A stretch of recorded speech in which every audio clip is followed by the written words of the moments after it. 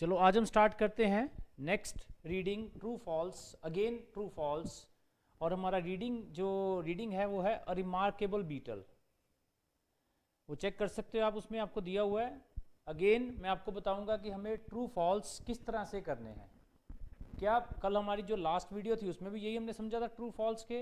अब नेक्स्ट वाली जो रीडिंग है उसमें भी हम ये ट्रू फॉल्स के क्वेश्चन समझ लगते हैं कि पहले 5 क्वेश्चन अगेन ट्रू फॉल्स के दिए हुए हैं। तो हमें कैसे करना है उसको समझते हैं। तो पहला क्वेश्चन हमारे को दिया हुआ है, bush flies are easier to control than buffalo flies.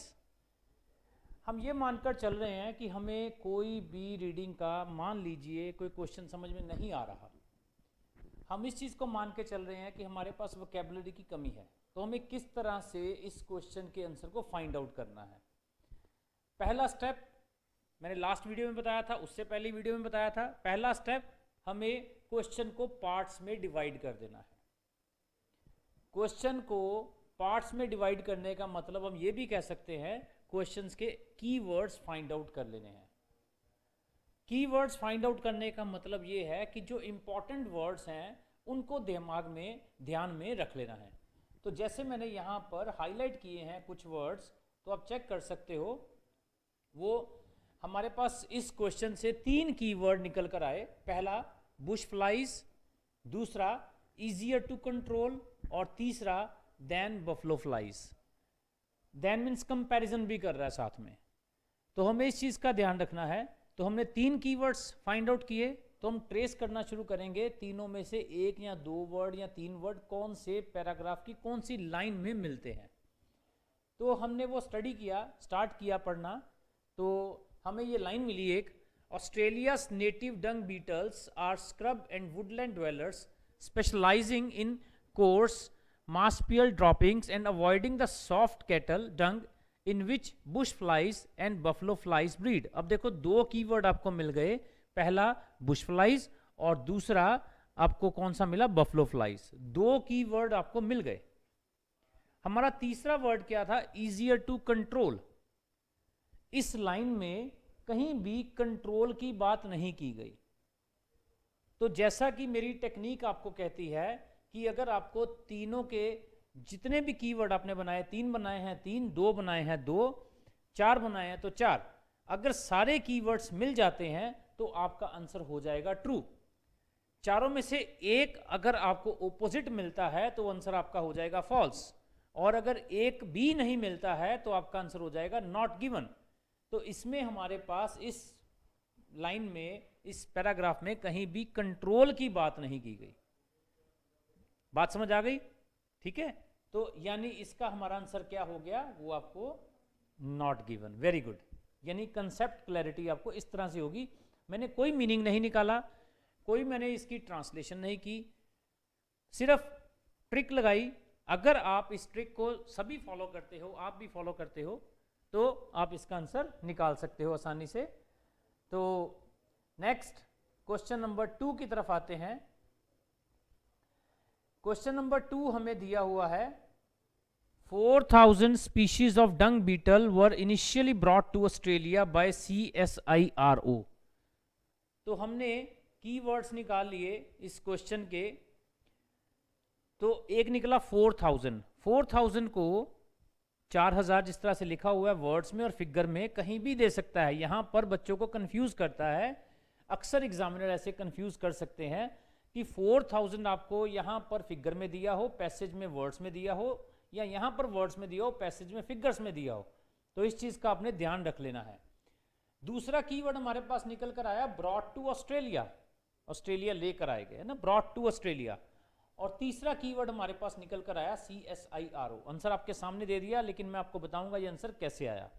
ठीक है, सो आंसर बाद में देखो आप सभी। पहले हम क्वेश्चन को जो 3 पार्ट्स में हमने डिवाइड किया, तो ये कीवर्ड्स फाइंड आउट करते हैं कौन से पैराग्राफ की कौन सी लाइन में है। तो हमें ये वर्ड मिल गया। नेक्स्ट लिखा हुआ है मोर देन 4000 स्पीशीज। मैंने हाईलाइट किए हैं, पहले आपको करके दिए हैं ताकि आप इसको पॉइंट को अच्छी तरह से समझ सको। तो दिया हुआ है more than 4000 species of these remarkable creatures have evolved adapted to the world's different climates and the dung of its many animals. Between 1968 and 1982, the CSIRO imported insects from about 50 different species of dung beetle. तो यहाँ पर हमारे पास कुछ keywords निकल कर आ गए और उसके बाद लिखा हुआ है from Asia, Europe and Africa, aiming to match them to different climatic zones in Australia. तो आप देखो, आपको जो कीवर्ड्स आपने फाइंड आउट किए थे, पहला कीवर्ड फाइंड आउट किया था 4000, वो भी हमें मिल गया, यहां पर लिखा हुआ है मोर देन 4000। दूसरा कीवर्ड आपने फाइंड आउट किया था ब्रॉट टू ऑस्ट्रेलिया, तो यहां पर दिया हुआ है इंपोर्टेड। इंपोर्टेड यानी बाहर से, जैसे एक्सपोर्ट इंपोर्ट होता है, एक्सपोर्ट का मतलब होता है हम यहां से माल बाहर भेजते हैं, इंपोर्ट का मतलब होता है बाहर से जो माल आता है हमारे पास इधर। तो यहां पर उसने लिखा हुआ है इंपोर्टेड, तो ये भी वर्ड हमें मिल गया। और तीसरा कीवर्ड हमने जो निकाला था वो था CSIRO। तो तीनों कीवर्ड्स हमें मिल गए। अब यहां पर बच्चों से मिस्टेक अक्सर हो जाती है, उन्होंने देखा 4000 दिया हुआ है, यहां पर भी 4000 दिया हुआ है, लेकिन साथ में कुछ लिखा हुआ है। उस पॉइंट को थोड़ा सा, ये नहीं है कि सिर्फ तीनों ट्रेस हो गए तो ठीक है जी कीवर्ड मैच कर गया, आपने ध्यान रखना है वहां पर लिखा हुआ है 4000, यहां पर एक तो लिखा हुआ है मोर देन 4000, लेकिन बात ही इंपोर्ट कितने किए गए, बात ही ऑस्ट्रेलिया में कितने लेकर आए गए। क्वेश्चन अगर पढ़ोगे ना, उसमें लिखा हुआ 4000 species brought to Australia, 4000 species brought to Australia, Australia लेकर आएंगे। और यहां पर क्या लिखा हुआ मैंने हाईलाइट किया है, जहां पर लिखा हुआ है CSIRO imported insects from about 50 different species of dung. Import कितने किए गए 50, पैसेज में लिखा 50, 4000 टोटल नंबर दिया गया है। अगर आप पढ़ोगे ना, more than 4000 species of creatures, 4000 से ज्यादा, लेकिन इंपोर्ट कितने किए गए, लगभग 50 के आसपास। तो यानी एक कीवर्ड हमारा जो है मिसमैच हो गया। तो जब एक कीवर्ड मिसमैच हो जाएगा तो हमारा आंसर क्या बनेगा, फॉल्स या नो। वो आपने क्वेश्चन में देख लेना है, यस नो नॉट गिवन है या फॉल्स ट्रू और नॉट गिवन है, उसी हिसाब से आप लिख लेना, ठीक है। तो कह रहे हैं नो, तो मैंने नो लिख दिया। क्वेश्चन नंबर 3 के ऊपर आते हैं। क्वेश्चन नंबर 3 दिया हुआ है, dung beetles were brought to Australia by CSIRO over a 14 years period। तो हमने इसमें से कीवर्ड निकालते हैं। सबसे पहला स्टेप dung beetles, दूसरा स्टेप brought to Australia, तीसरा स्टेप CSIRO और चौथा स्टेप 14 ईयर पीरियड। यहां पर भी आप समझो, बात वही समझो, अभी अभी हम पढ़ के आए हैं brought to Australia, अभी अभी हम पढ़ के आए हैं CSIRO, ये दोनों कीवर्ड तो उसी लाइन में अगेन मिल गए हमें। तो यानी हमें उस लाइन को फिर दोबारा से देखना पड़ेगा, क्योंकि कई बार ऐसा हो सकता है कि उस पैराग्राफ में, उस लाइन में एक से ज्यादा आंसर भी दिए हों। बात समझ गए ना। तो फिर हम उस लाइन पे वापस गए, क्योंकि उस लाइन में हमने 4 कीवर्ड निकाले, dung beetles, brought to Australia, CSIRO। अब चौथा कीवर्ड नया आया, वो क्या था, 14 ईयर पीरियड, 14 साल का पीरियड। तो ये वहां पर कई बार डायरेक्ट दिया होगा, बच्चे डायरेक्ट ढूंढते रहते हैं, कई बार इनडायरेक्ट वे से दिया होगा। तो हमें देखना है इनडायरेक्ट वे से हमें कैसे निकालना है, तो आपका आंसर आसानी से निकल आएगा। अब देखो, जहां पर हमें वो पॉइंट मिला था CSIRO इंपोर्टेड 50 डिफरेंट स्पीशीज, उसी में लाइन में स्टार्ट करते हैं। दिया हुआ बिटवीन 1968 एंड 1982, बिटवीन 1968 एंड 1982। अब दोनों के बीच में अंतराल देखो कितना है, 1968 से लेकर 1982 का डिफरेंस कितना है, 14 साल का। 1982 और 1968 का डिफरेंस कितना है, 14 साल का। तो ये 14 ईयर पीरियड को पैराफ्रेज करके दिया गया, वहां पर 14 साल का पीरियड दिया गया, वहां पर साल लिख दिए गए कि 1968 से लेकर 1982 के बीच का जो पीरियड है, यानी 14 साल का। तो अब देखो, ये सारे कीवर्ड मैच कर गए हमारे पास। पॉइंट क्लियर हो गया, ठीक है कोमल, पॉइंट क्लियर हुआ। हाँ, तो 14 साल का पीरियड जो हमारे पास मैच कर गया, तो वो देखो हमारा आंसर क्या बन जाएगा फिर, यस। तो नेक्स्ट क्वेश्चन नंबर 4 की तरफ आते हैं। पढ़ो कोमल ध्यान से क्वेश्चन को। क्वेश्चन 4 है हमारे पास, at least 26 of introduced species at least 26 of introduced species have become established in Australia. At least 26 established in Australia. ठीक है, 2 पॉइंट्स दिए गए हैं, मैं भी आपसे पूछूंगा आंसर इसका। तो हमारे पास जो क्वेश्चन में हमने 2 कीवर्ड निकाल लिए। पहली बात एक चीज समझ लेते हैं, एटलीस्ट 26 का मतलब कम से कम 26 तो कम से कम, उसके ऊपर जितने मर्जी हो सकते हैं। एटलीस्ट का मतलब ये होता है, एटलीस्ट मीन्स कम से कम इतना, ज्यादा जितने मर्जी हो सकते हैं। दूसरा पॉइंट में ये कह रहा है established in Australia, established in Australia.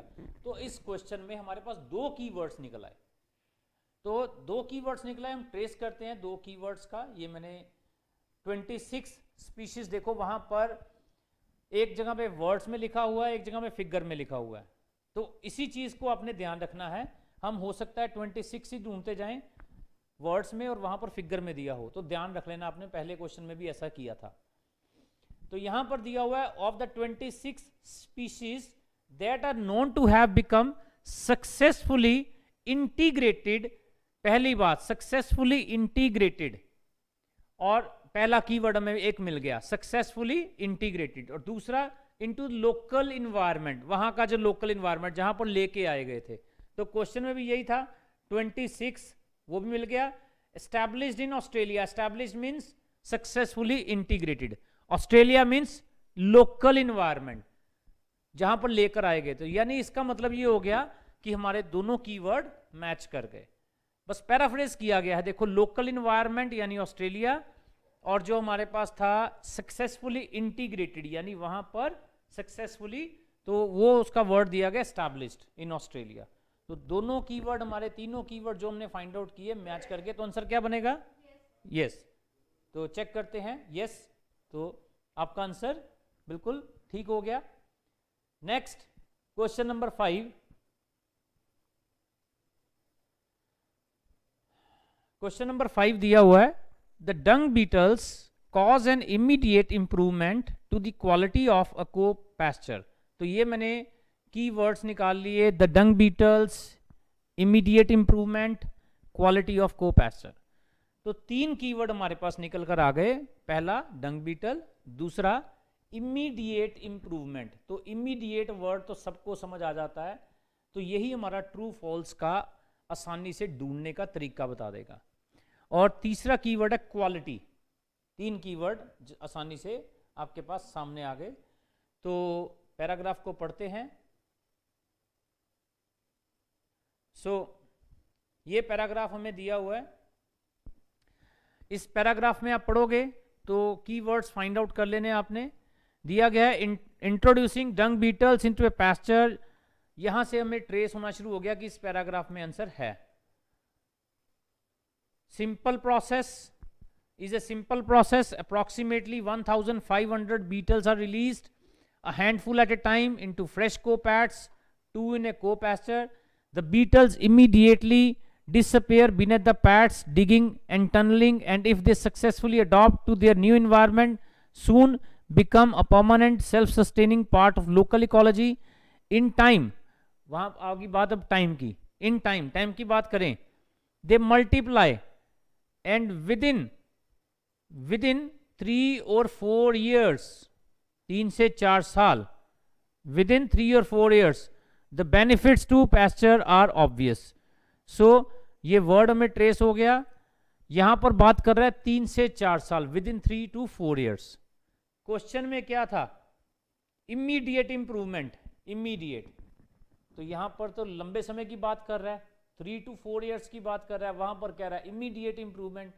तो यहां से हमारे पास आंसर हमारे को समझ आ गया। तो आंसर क्या होना चाहिए? तो चेक करते हैं कि आंसर क्या है। Answer is no. तो बिल्कुल ठीक है। तो ये थे हमारे आज के पहले 5 क्वेश्चन जो थे ट्रू फॉल्स के रिलेटेड। समझ आ गए आप सबको? गुड।